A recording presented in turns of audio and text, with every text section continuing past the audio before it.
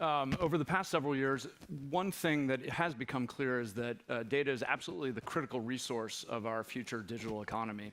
And that central question of who can do what, who can derive what value, is data all the same and fungible, has become a critical question for our industry and society. Privacy issues are moving to the fore around the world. I think we heard a statistic on an earlier panel that 2/3 of markets now have a privacy initiative in place. And so for this panel, we really wanted the full ecosystem represented. So we've got some great perspectives. And I thought maybe it would be helpful for a level set just for all of you to explain sort of where you sit in that ecosystem, your role, institution, and sort of where your perspective on data and data value is coming from. So let's start with you, Alvaro. Okay, so Alvaro Martin, I'm the head of data strategy at BBVA. We're a global financial institution based in Madrid in Spain. And in my current role, what I do is I bridge the BBVA Group's strategy with our actual stake in data and artificial intelligence, which is kind of abstract in a way, but then we have a team of translators, business translators, where people actually connecting data scientists, general technology and societal trends, and our own business strategy to make real impact within BBVA. I'm Thaiso Dwyer, and I'm here with Google Cloud. My role in the organization is on financial services. I focus on our global strategy and solutions for the industry specifically. If I think about Google in general and our cloud business, we really do straddle, I think, everything from the core infrastructure to move data around the world to the opposite end of the spectrum, which is around all of the sophistication of the tools that we've been talking about today around artificial intelligence and machine learning, and how does that provide value back to the financial services sector and also offer stability to the global economy. Cool. John Stecker, I'm the Chief Technology Officer and Chief Innovation Officer for Barclays Group, so across the wholesale bank as well as the retail side in the UK. Main job is setting technical direction for our 30,000 engineers that we working, delivering solutions across every possible market that exists out there. So deeply, intimately connected with our data strategy, with what we do with data, how we secure it, how we actually monetize it, topic of conversation today, and whatnot from there. And I'm Jenny Tennyson. I'm CEO of the Open Data Institute, which is a not-for-profit founded by Sir Nigel Shadbolt and Sir Tim Berners-Lee, based in London, although we operate internationally. Our mission is to help companies and governments to build an open and trustworthy data ecosystem. So we work across lots of different sectors, not only in the finance sector, and I'm not a finance specialist, both to build individual organizations openness and provide and encourage them to provide access to data, but also their trustworthy practices internally, and then to work across sector to help sectors come together around sector-wide challenges and use data to help solve them. Right. Well, Brad set us up on the first topic that we want to dive into, and that is, what are the attributes of data that set it apart? You know, I think a journalist probably coined the phrase, data is the new oil, which was probably a dramatic way of getting people focused on the fact that there is tremendous value and that this is a new resource that society needed to think about. But that's become, I think, a real challenge that a lot of us have been working on, helping people understand how data is not at all like oil. And I think that that's something, Alvaro, that you've talked about and written about a bit, so I thought you'd be a perfect person to start off. Why is data not like oil? Well, thank you, Conan. There are so many differences, and I've been so vocal about those, but I'll just try to make three points that I think are essential to understand the true nature of data and how we can actually extract or create value from it. The first one is that data, unlike any other asset, cannot be owned. And we usually talk about data ownership, but I think it's more precise to talk about data rights, or the rights that different stakeholders can have over their data. And this is critical because in most jurisdictions we see that the rights that people have over their data are completely different to the rights that businesses have over their data, for instance. So this is a first point that, as I said, will have an impact on how we think about data. Second one, from a more economic perspective, is that data, unlike oil, is an unrivaled asset or good. So basically, different people can work on the same piece of data at the same time, extract value, and you're not exhausting the data away. In most markets anyway, there are some exceptions, but this is usually the case. So different people can create value at the same time, and this again will have enormous impact. And actually, the way you create value on top of data, again, is a huge difference with oil, in the sense that oil creates value linearly, so much oil you have, so much value you can create, and it grows just with the amount of oil that you have. In data, there is a nonlinear reaction with different types of data. When you're combining different types of data, you're able to create much more value. So the value creation is exponential as you are combining different data sets. And another aspect that's also critical is that when you have data, you can create value in ways that are non-obvious, in the sense that we're using certain machine learning and deep learning techniques that can create value out of data by extracting patterns that are not obvious to the human eye. Sometimes they're even difficult to explain, and this is a huge opportunity for the economy. And John, I know this is a topic that you've thought a bit about as well, so maybe some additional thoughts on the attributes of data and derivative value of data. Yeah, I mean, I think some of the interesting stuff that we think about is, like, we don't really think about data as being, like, I guess we think of it as being owned ultimately by the individual on the other side, and we think about how do we actually leverage data to help out other individuals that look like that person inside of our own walls. So one of the big things that we don't want to do is, like, refine data and then sell it off to other people for their benefit. What we like to do is actually help make all of our products more efficient, more kind of engaging for any of our clients out there, both on the institutional side as well as on the, the consumer side. So we do a lot of work there. That's kind of different than oil in general. Oil, I think of as like a commodity in general that has almost a global price with some kind of deviation across that. I think data in general can be massively valuable to, like, one small segment of the institution and completely non-valuable to other parts of the institution. So there's really like a mass diversity or mass displacement in terms of, like, the value you can extract from it. And I think that's a critical piece. The exact same data element can have widely different values to different players. Jenny, can you build on that, maybe some of those thoughts? Yeah, so the analogy that we use at ODI and that we find helpful is to think of data as being like infrastructure and like our road infrastructure. So in the same way as, when you want to get to a destination, then you navigate down lots of different roads, right? In the same way, when you navigate, when you try to make a decision, data, you need to navigate through lots of different kinds of data sets to get there.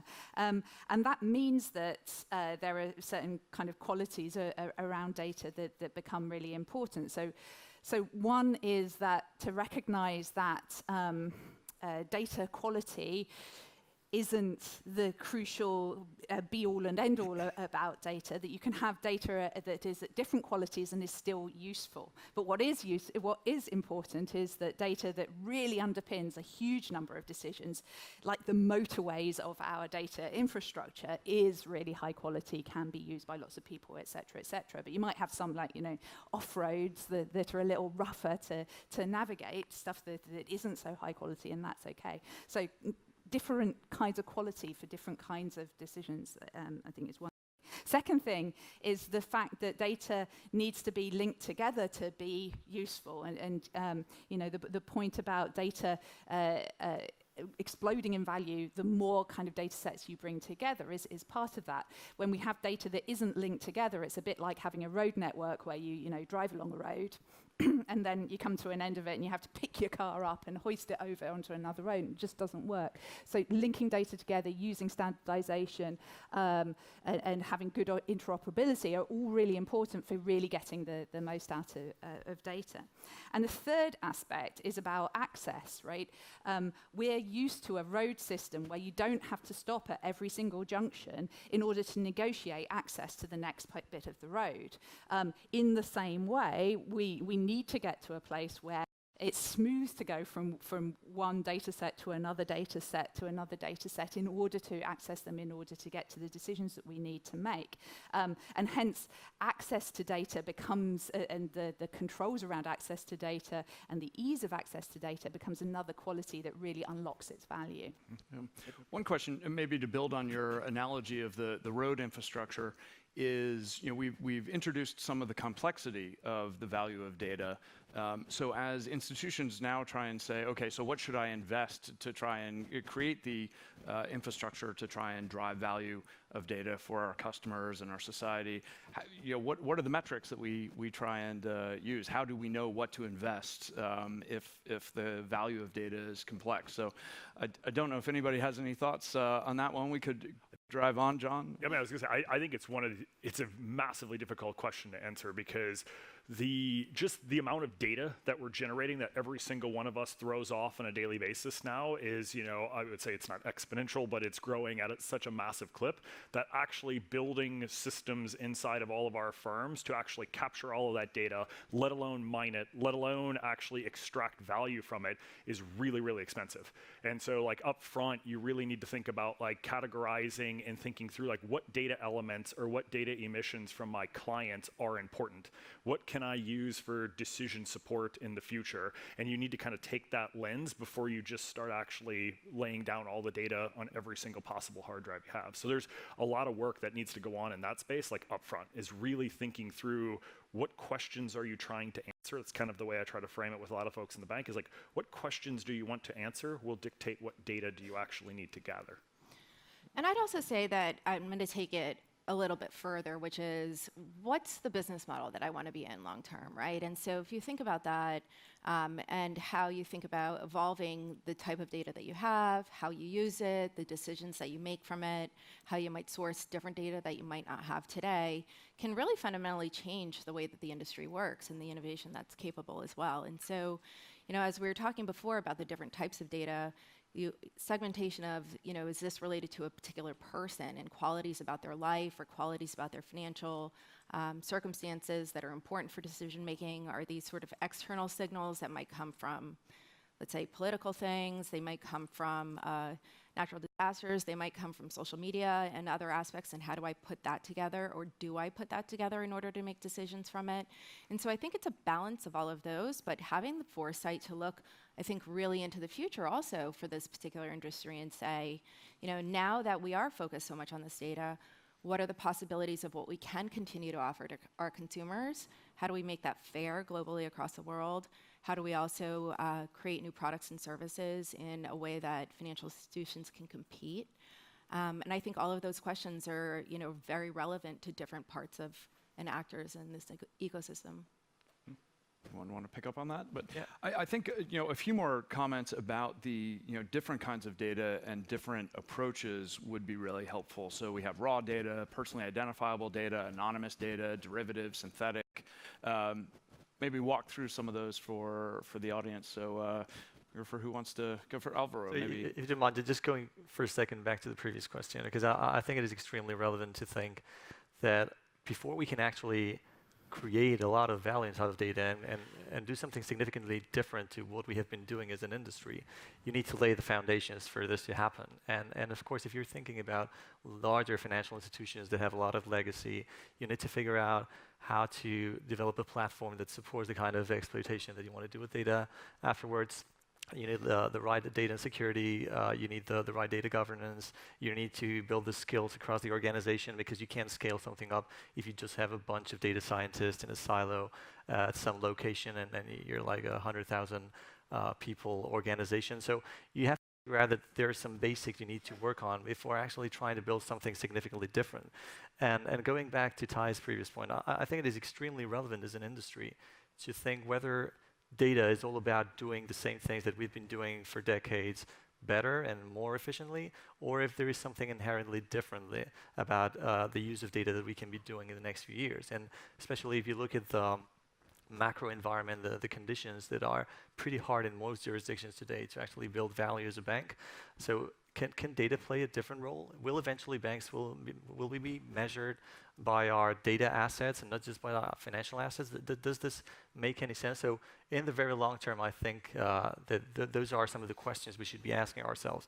But if we go back to the basics, and today, as I said, we need to be very conscious of laying out the right foundations to build value. And as you think about building these foundations, any thoughts for the audience on this is something that you do completely internally, external partners? what are the critical elements? Anybody from the panel interested in touching that, John? I'm going to maybe? advocate for partnership. No, I think it's really important that you understand the core competency of what you're looking for and look to bring the right professionals and organizations together to do that, right? And so I don't think that's any different than what we would look for in today's environment. Certainly, I think we're in a moment now where innovation in the industry for the industry itself versus innovation technology, and which one is really kind of leading who on how we make decisions about the future. You were talking just before about laying the right kind of infrastructure to do that, and how do you make those kinds of decisions. The counterpoint to that would be, where do you want your business to go? And therefore, how do you think about investing in your infrastructure in order to enable that and continue to grow in that way? And then the other point is, then how do you also take this moment in time that we have the ability to reach people globally that we haven't been able to reach before, and start to include them in the economic system as well? And so I think the crux of those coming together is still a moment for the financial services sector that we're trying to figure out which one comes first, I'll say. John, share those views? Yeah, I think from our perspective at the bank, we're really opening up a lot more to partnering up with other folks on the outside that are subject matter experts and building big data warehousing, right? Big data queries, all sorts of the infrastructure stuff. Just bluntly, it's non-proprietary to the bank, and so therefore it doesn't really make a lot of sense for us to be investing our human capital in building those things. Like at Google, Amazon, Microsoft, these are great technology companies that are building stuff like that. Then you can go down a layer to the snowflakes of whatnot of the world, where there's a whole bunch of other great infrastructure you can partner with. My advice is sum those things together, figure out what your core competencies are, invest your engineers, your risk managers, your privacy people in solving that problem, and then leveraging the rest of it. And that's how you get to market quicker. It's how you actually derive products and build stuff quicker for people. And it's the way your clients actually can extract value quicker out of you. Great.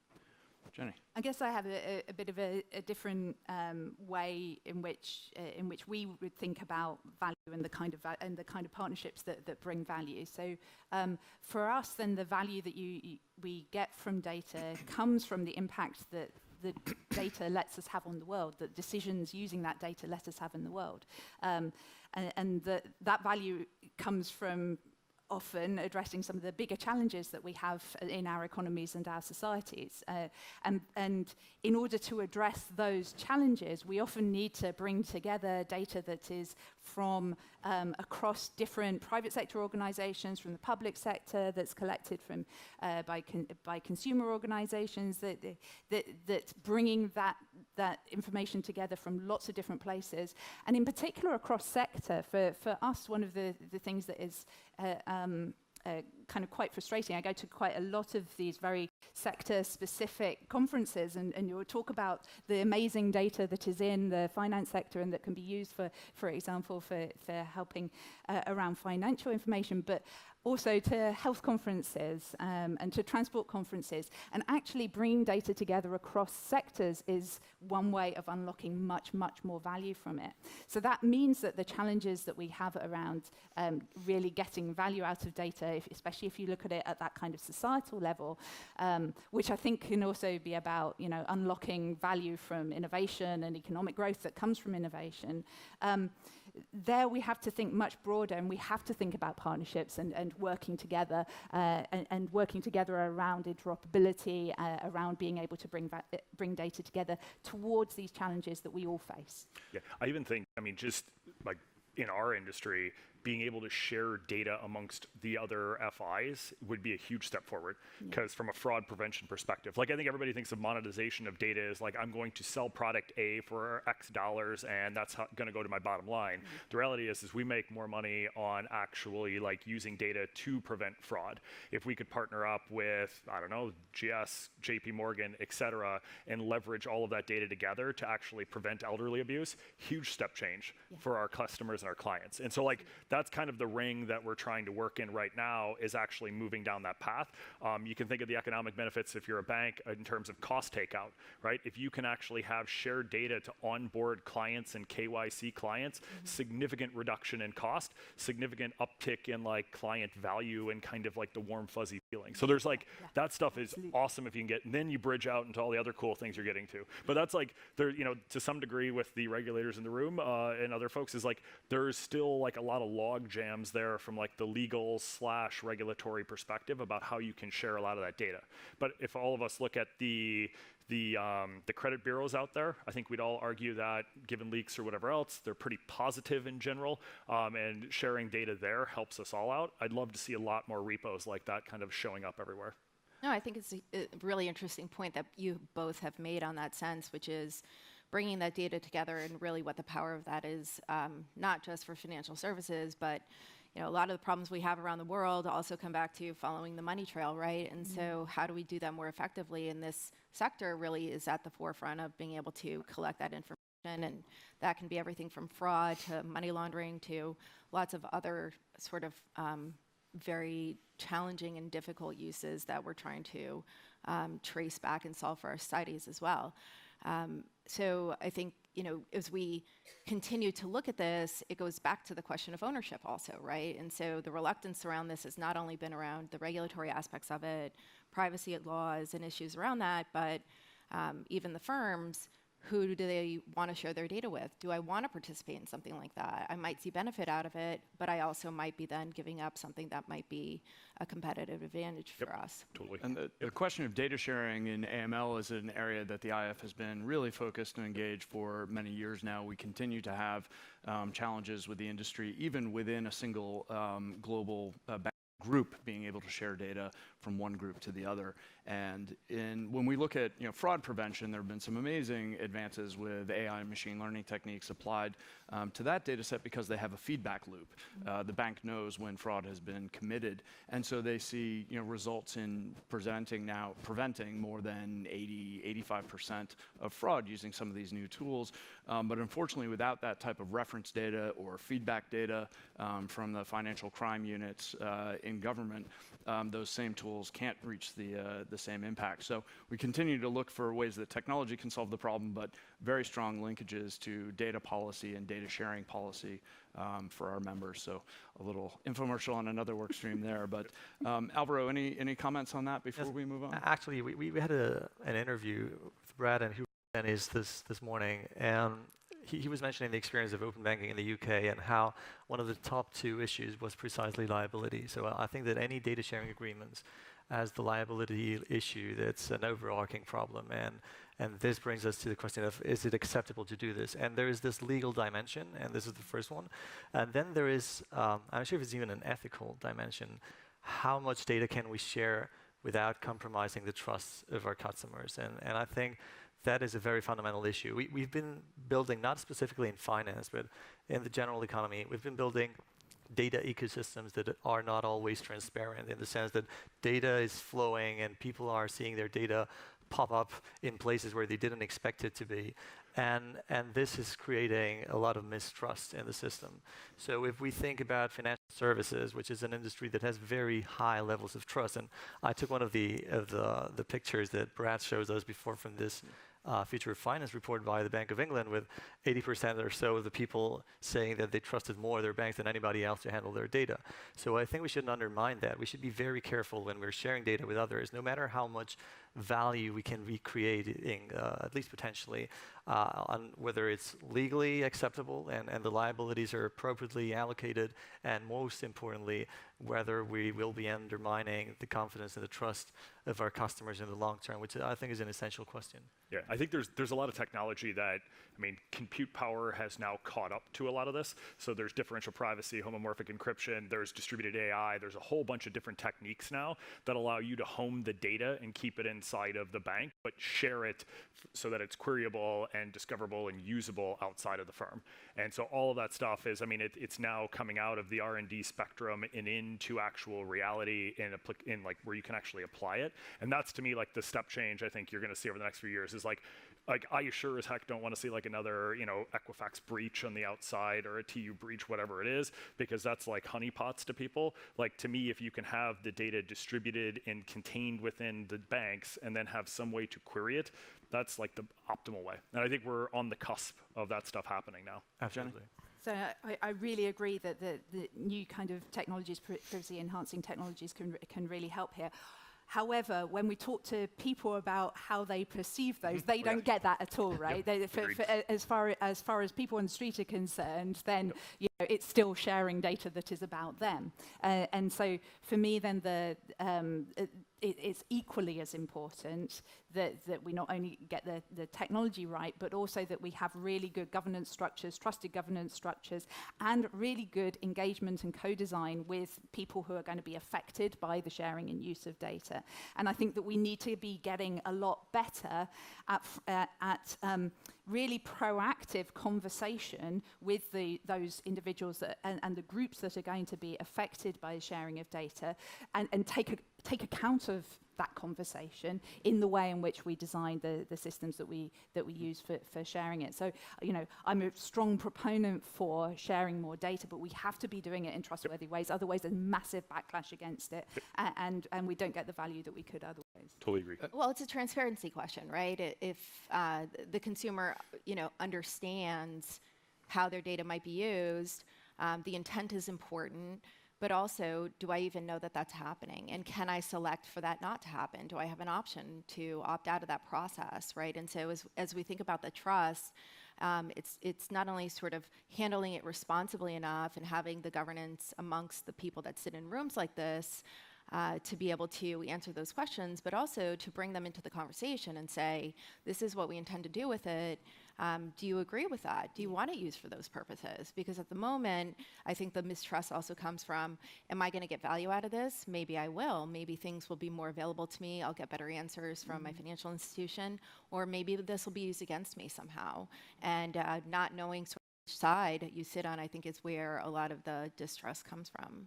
Well, I think maybe one of the challenges in the financial services industry, as you saw by that poll, we have been a very careful industry and have, I think, one of the strongest track records in the economy of securing personally identifiable, sensitive data.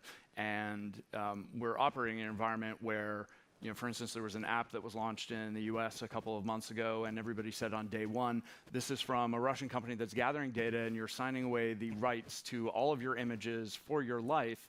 And people still said, yeah, but it's a good picture that I can tweet, so I'm going to make myself look old and sign away. And they just clicked, assuming that society would somehow make them whole. And I think that the financial services industry has been held to a different level. And we've also, because of that reputation basis, held ourselves to a different standard. But I think that makes it particularly challenging to try and meet those needs and interests of our companies and consumer clients going forward in the future. So questions, Alvaro and John, how are we balancing those things within the industry of building on the bedrock that we have, but really trying to think about the value that folks want, funny pictures aside. John, maybe if you... Yeah, I mean, I would say, like, this is just my personal perspective on this, is like, I think what we try to do is not, like, we ultimately are selling stuff to people and they're paying us for the products, which is very different than if you're Facebook, where you are, in essence, the product because you're consuming something for free, right? Mm-hmm. And so, like, because we have to hop the barrier of actually selling stuff, we have to have trustworthiness. It's like paramount that people have to believe that we're going to protect their data, we're going to give them good prices, we're going to prevent fraud, we're going to do all of these things for them. And so that gets baked into a lot of like the engineering efforts that we put together. Is like those are like core tenets. We're consistently looking at how do we secure data from insider threats as well as from outsider threats, right? Like, I mean, it's just baked into like the DNA of how we need to think about products. And so, like, because of that, I think it's just one of those, it's very different than if you're in a consumer-driven, build an app that makes you look old stuff, which is like jam stuff out the door as quick as possible, get as many downloads as possible, and that's measure of success. We've been around for a long time, this industry. We haven't really created a new product since the credit card in like the 1970s, and we need to keep selling the same types of products and just making them more available at the time people need them and up in that trust. Any thoughts on that next generation of products and services? I mean, people are starting to need very different things in the economy, in a digitized economy. I look at some of the things that are kind of cost centers for us in the industry today and think these are actually value-added services that maybe there's a business model and a revenue stream in the future. Any indications or early leads of things that people are thinking about for new products and services? Well, I think it goes back to meeting the consumer on their terms, really. And so, historically, if you look back, Handheld, we'll go to my you mic back? dropped. I think your mic dropped, so I did. maybe while we're getting you a handheld, anyone else want to pick up on the theme? Yeah. So in terms of value creation, I think before actually trying to figure out new needs and new expectations and eventually innovating in value in product creation, there's a lot of opportunity in just making our business more efficient and lowering our prices and being more competitive. One of the great issues that we're facing today as an industry is that new entrants building on less legacy are able to provide many of the traditional services and products that we as an industry can provide at a much lower cost. So I think that we should be caring about those and how data can make a significant improvement in our efficiency. And that's the first way in which we can create value for our customers. And then, of course, if you have, so to say, sensorized all of your activities and you know what's going on in your business and in your relationship, you can create more value. And probably this is not just about specific products, but because, as John was saying, we haven't been too innovative in that front. But you can do something about, for instance, creating advice. And in our case at BBVA, we have a very clear purpose, which is to bring the age of opportunity to everyone. In the previous setting, it wasn't possible to actually create the same opportunities for everyone because of the cost of serving those people. So if you are more efficient and you can use data analytics and artificial intelligence to serve those people, improve the kind of advice, help them make better decisions, I think that there's a lot of opportunity and a lot of value. The question is, will we, as an industry, be able to monetize those services directly or indirectly? What's the business model? What's the rationale? Well, I think we first have to deliver on our promise. We first have to be able to truly provide the best advice to our customers, and eventually we'll need to figure out the business model.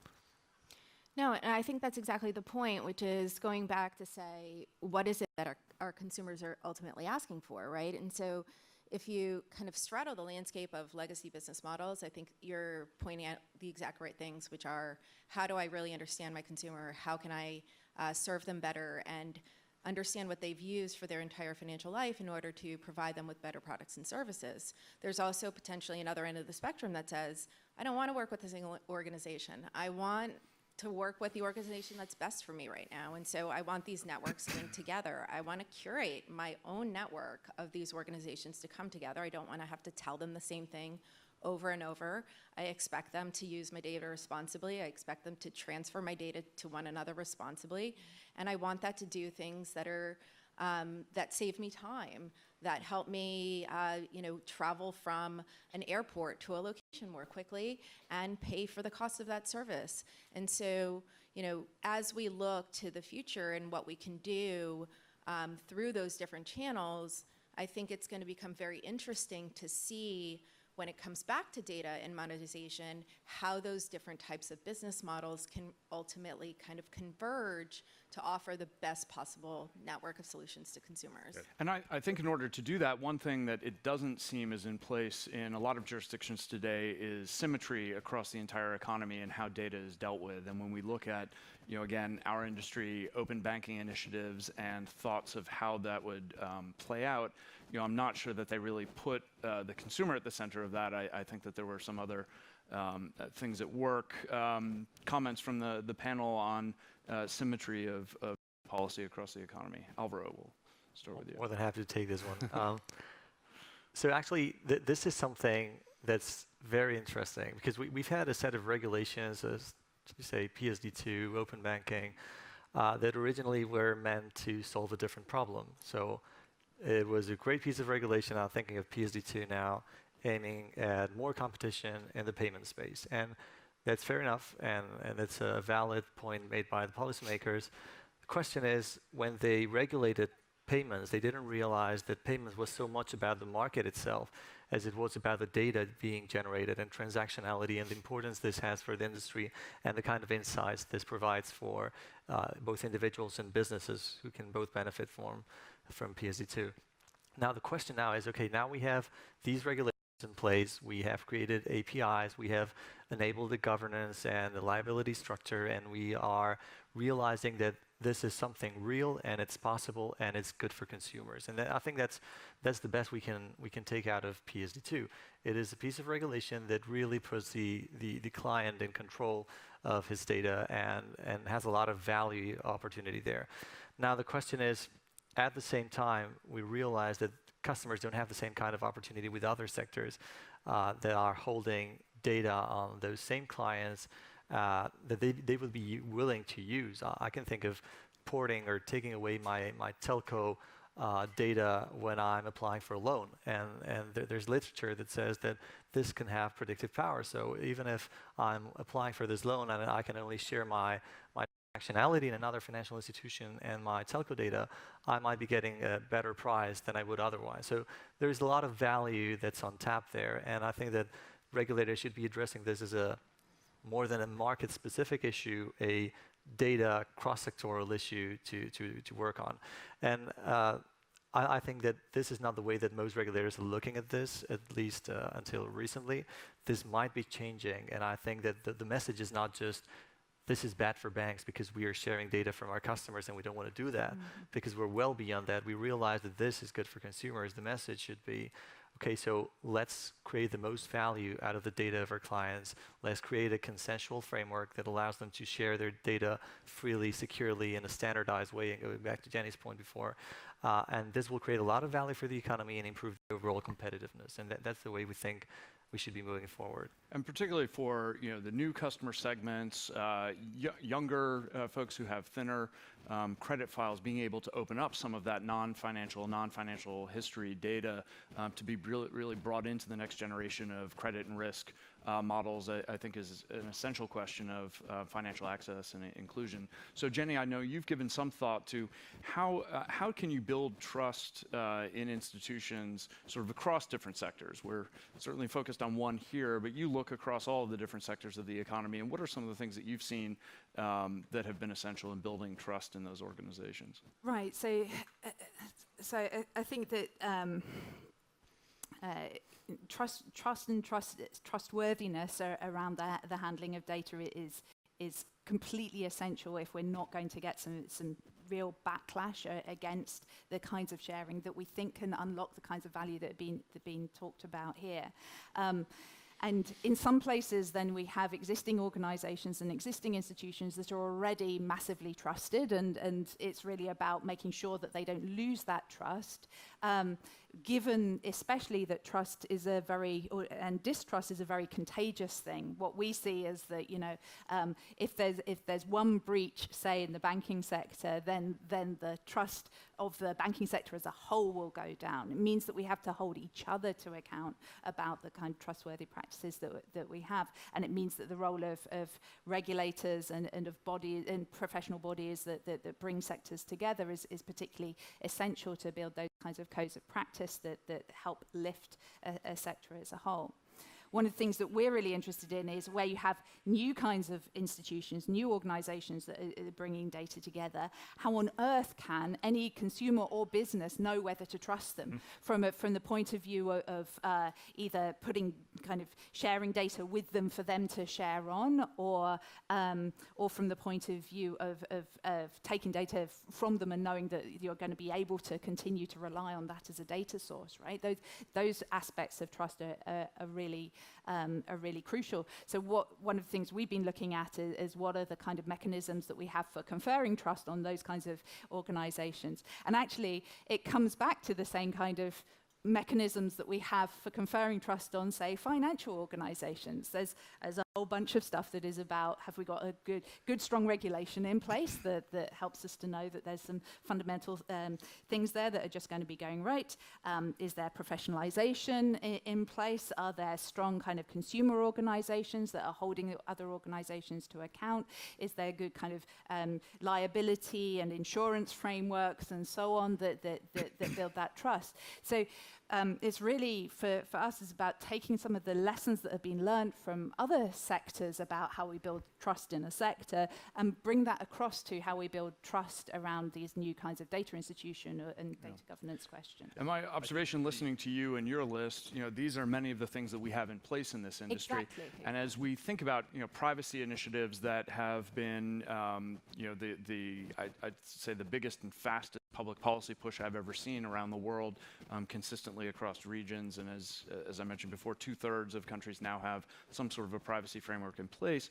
One of the observations is that they haven't necessarily looked to some of the leading sectors like banking and healthcare as some of these frameworks were built. So any observations from the panel on sort of that challenge and how we try and highlight those good principles and frameworks and governance structures that we have in place in this industry, and that they start to inform global standards across the broader digital economy? Yeah, I mean, to me, I think it's like, I'm amazed looking at the industry, like a lot of the aggregators that sit on top of all of our bank accounts, right? I think everybody probably in the room has federated a bank account if you're in the US via Yodlee or Plaid or something else in their application so that they can see all of your financial history, right? Like, what are the rules that are governing their use of that data? Yeah. And this is like the risk that I see open banking kind of now opening up in the UK as well, is like Barclays, RBS, JP Morgan, et cetera, we're held to a specific standard. We're regulated heavily. A lot of the smaller tech companies that exist in kind of the PFA space, personal financial advisor space, or other things on the outside, they're not nearly as scrutinized, right? And so I think there's a big deal of, there's a large amount of risk, honestly, that I see for people's personal information leaking out of theirs far more than leaking out of like the actual banking industry. So I think the big thing we can do is continue to like push regulators, like specifically in the consumer space, to actually go up one level, is to look at the endpoint of where the is going to. So if we're being forced to share, all right, what's the policy for people that we're sharing with? Right? Even if the end client opts in, they should be able to be held to account to the same standards that we are. So I think there's a lot of stuff that we can do in that space with trying to influence and like work with regulators. Anyone else on global standards, cross-sectoral? Yeah, I completely agree with you, and I think the standardization would be an enormous benefit for different players, including the technology organizations that are underpinning a lot of this as well. I think there's been a challenge to reconcile what are, let's say, 80-20 kind of overlaps in a lot of the ways that global jurisdictions look at these different types of regulations, rules, privacies, the definition of these things. But some of the 20% nuance can create a lot of problems. I think if we go back again and say, what is really the intent? And if that intent is in the best interest of the consumer, in the best interest of the end player of who is using that, and looking at whether or not we should be looking at regulations and new laws focused from that perspective rather than on the thing or on the technology or on the piece of data or things of that nature, to try to get to the right outcome that doesn't allow for the loopholes that you're kind of describing now. Yeah, because I mean, you guys have to have this problem with data jurisdictions, right? The Swiss banking system requires data residency in Switzerland. France, like in France, right? I mean, it's depending on where you're at, there's all sorts of nuance in this. And then it gets even more nuanced when you get into like, well, what if I encrypt it there and then transfer it somewhere else because I want to do out-of-country backup? There, like, it just opens up Pandora's box from a regulatory perspective. And so there's a lot of stuff I think that needs to be really broached and pushed in that area with regulators. And I just think it's something that people haven't got to think about yet. Right, but it materially cost us a lot of money to run data centers there, and it limits like how much we can use Google, Amazon, Microsoft products. Absolutely, and it's not just where it can reside, but what does it mean for it to reside, right? Does it mean the citizen who might need access to it from, let's say, a technology vendor has to reside there as well, or has to be a citizen? Does it mean that it can't traverse the country in terms of a network? And so all of those different definitions, I think, are not clear and certainly not consistent as we still struggle with that today. The other point that you bring up as well is absolutely on the cost structure that it takes to continue to replicate those services globally in order to meet those regulations. Obviously destroys value for your shareholder. The difficulty of that is also that it creates, I think, unintended consequences when you're trying to mitigate other operational risks, like resiliency, for example. And so, the balance of these things, I think, needs to be taken into consideration holistically rather than just a single piece of legislation or a single regulation meant to serve a particular problem. And data localization is another issue that we're critically focused on at the IF, and see that as a real constraint on the industry and challenge for us being as efficient and effective as we need to be. Have a great question from the audience. So just a reminder that you all still have time to get in on the conversation here. A question from the audience: are any companies that you're aware of starting to treat data like banks treat deposits, effectively paying customers a portion of the revenue from the derivative uses of that data? So a great question. I also think maybe we could start by saying, you started the conversation talking about the infrastructure that we need in place to deal with data, the roads, bridges, and capabilities. So that question envisions a world, I think, with some pretty robust capabilities. But as we start to think about complying with GDPR, the right to be forgotten, California's data policy, the right not to be advertised to, there are some regulatory requirements that are being laid on the industry that would build capabilities where you'd have to be able to track and deal with data. So, is that effective and efficient, and what does that do to industry is a question on one side. But if you have to build that, what are some business opportunities that are opened up by some of these compliance requirements? Yeah. Any brave folks want to jump in on that? I mean, I think it'd be awesome if somebody paid me for all my internet surfing and all the stuff that I shop for. That'd be great. I'd make a ton of money out of it instead of just spending money. I haven't seen anybody doing it on the consumer front. In the institutional front, this is exactly what the folks at Refinitiv and everywhere else do today. Is like, if we take any data from them, any of their market data, and we basically generate marks or generate data that we resell to do stuff, we pay them a fee for it, right? And like, if we put our client stuff in, in certain scenarios, same thing happens, right? So there's nothing new in any of these business models. You just need to look somewhere else and see that we've done it before. I just think nobody's really in the consumer space because the scale of the problem, it's not like you're dealing with 5,000 or 8,000 institutional clients. You're dealing with 24 million UK citizens, right? Whole different scale. So I get extremely twitchy about individuals being paid for sharing of data that's about them. I don't think that you'll shed loads of money out of it is one point around it. But there are a couple of things that seem to me to be extremely problematic about it. First of all, the data, we have a right to privacy that is not and those human rights are not up for sale, and they should not be up for sale. So I think that introducing monetizing of data that is individually about us is problematic in that it leads to the people that most need money to diminishing their rights over their data. And that is essentially problematic, I think, when we're wanting to get to a more equitable society. So I really worry about the kind of the way in which that might trend towards us actually getting much more exploitation of data of the most vulnerable people in society. So there's that. The other thing is that I think it's data that is about me as an individual is also about a whole bunch of other individuals. It's about my family. It's about it's about the people that I interact with. Just a very simple level. Any single transaction in my bank account, data about that is about the other person that I'm transacting with as well. And any data that is about me is also about other kind of middle-aged white women who have kids, right?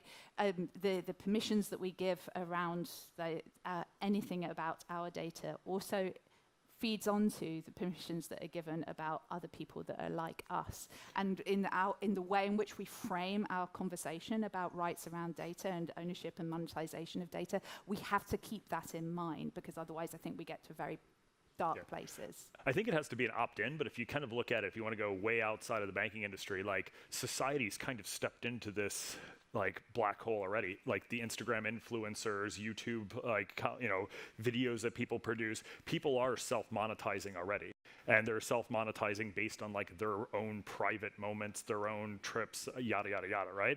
So it's a matter of people self-select into that. And so if you make it self-selecting, cool, you can do it. I think I totally agree with you. Selling off my information just underneath the covers and then paying me 2 cents every month is ridiculous. But if I want to be able to do it, tick box and, you know, see what happens. It's an interesting game because society says one thing and then does another in certain cases. And I also think that we have very different standards, not just geographically. You mentioned the right to privacy and the human right to privacy, which is a very strong right in some countries and is totally non-existent in others where there are very different business models that are booming. Looking at you, China. Yep. And so I think that you know, we have members in 76 different countries, and we represent a broad spectrum of the industry. And so I think when we look at generational changes, generational comfort, the perception of privacy may be shifting. Privacy used to be keep people from knowing information. You know, keep banking. You know, we're one generation from banking secrecy laws, where it was, you know, people wouldn't know this about me, and now maybe the next generation will think of privacy as, you know, who has rights to do what with what information about me, rather than what is unknown to most people. So I don't know if that resonates, but again, maybe a word about shifting public perceptions in the companies and the consumers that we're serving. No, I think you're exactly right. It has to go back to the intent and the reason that a particular organization wants to acquire that data and what they're going to use it for. And I think you know, when you bring up the fundamental right to privacy and how that might be different around the world, I think that's another interesting sort of look that we haven't yet explored fully, which is just because I happen to be born in a particular country that affords me or doesn't afford me a particular right by their law, does that mean that I myself as an individual can't choose differently, right? And so again, I think your point around opting into the end intent and being able to choose that is a very important outcome and one that needs to be examined, but also balanced with whether or not there could be unintended consequences as, you know, people might choose to sort of sell themselves for a particular purpose. Mm-hmm. I don't know, that's an elegant way to say it, but it's... Yeah. My big fear with it to some degree is that like the more you use data to make decisions, the more like non-inclusive a lot of these industries become. Because like the more data you have on an individual, the more precise you can be with saying, ooh, that category of people, they're always defaulting, so therefore I'm not going to give them a loan.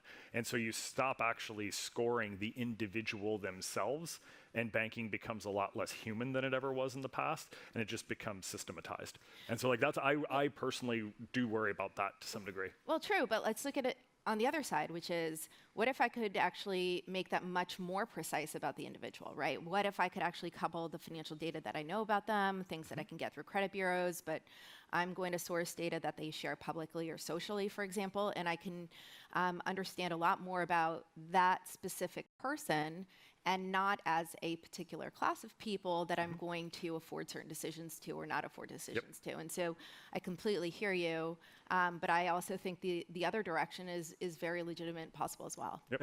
Sorry, but what happens when you take this to the limit? I mean, it's great to have a lot of information on someone specific and be able to make a great credit assessment, but what happens with the concept of risk pooling in insurance, for instance, when you know too much about someone?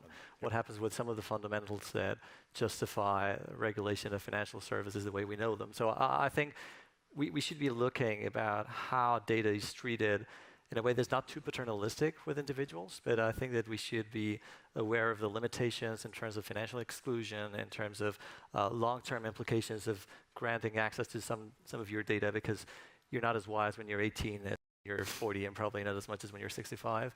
So we should be very careful. And probably this is a too far-fetched analogy, but just as you don't let people sell their organs, you shouldn't probably let people give access to some of their data. Definitely not for very long term. So I think we need to find a balance, and not just because of the social good or just having a fair market, if you want to look at this, but also if more selfishly, if we want to look at this from business perspective, you want to have a long-term relationship. It's not one-off with your customers. So you want to make sure that everything you're doing is truly beneficial in the long term for that person. And if that means denying a loan at some point, fair enough, because you must do this because you know it's not good for that person, not because there is a trade-off or access to certain pieces of data or not. No, I think you're exactly right when you say that it's a balance, because is it a balance, or is it more beneficial to me as a consumer to be treated as a specific individual for all the points that you just addressed, or is it more beneficial for me to be pooled with a group of people that might actually have certain conditions that aren't exactly like mine, although now that I'm in that sort of class or demographic that has been assigned to me. And so the balance of it, I think, is exactly where it needs to land. So yeah, I appreciate the other extreme of it, but I think, you know, being able to measure that in the middle. If you also look at it from the financial institution's perspective, I totally get your point. But I think the reality of the situation is that consumers are going to want to go where they want to go, and we can try to create, you know, stickiness of these relationships and have them work with a single institution. That might be the right answer for some people.